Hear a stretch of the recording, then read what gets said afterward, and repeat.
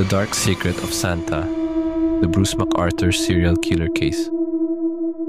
Ang kaso ni Bruce McArthur ay isang nakakagimbal na paalala kung paano maaaring maging lubhang mapanlinlang ang mga itsura ng tao.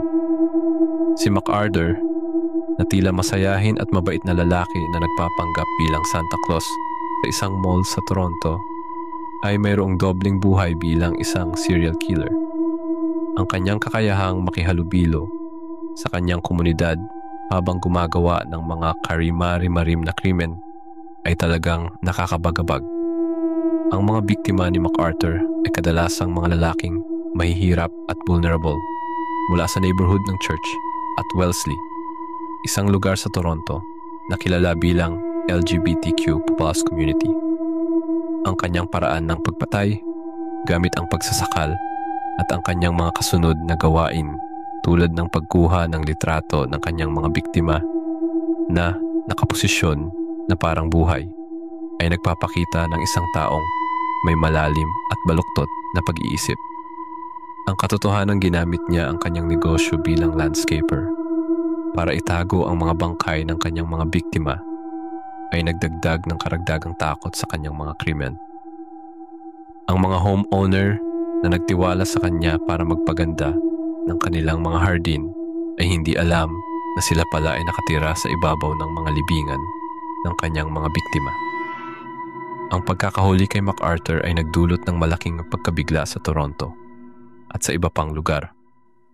Ang ideya na ang isang tao ay maaaring magkaroon ng ganitong dobleng buhay, kunwari masayahin at mabait na Santa Claus, pero sa totoo ay isang serial killer, ay talagang nakakabahala.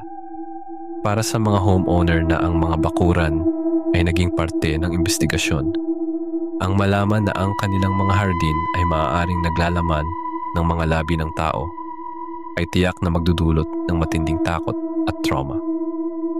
Ang psikolohikal na epekto ng ganitong pagtuklas ay mahirap isipin dahil wawasakin nito ang anumang pakiramdam ng seguridad at tiwala. Ang kasong ito ay nagpapakita rin ng kahalagahan ng pagiging alerto at masusing pag-iimbestiga ng mga awtoridad sa paglutas ng mga ganitong komplikadong krimen. Ang paghuli kay McArthur at ang kasunod na investigasyon ay nangangailangan ng malaking pagsisikap, kabilang ang paghuhukay sa maraming mga lugar. Ito ay isang malupit na paalala na ang kasamaan ay maaaring magtago sa mga ordinaryong itsura, at kahit ang mga tila simpleng tao ay maaaring mayroong madilim na sekreto. Sa huli, ang kwento ni Bruce McArthur ay isang trahedya at nakakabagabag na kabanata sa kasaysayan ng krimen.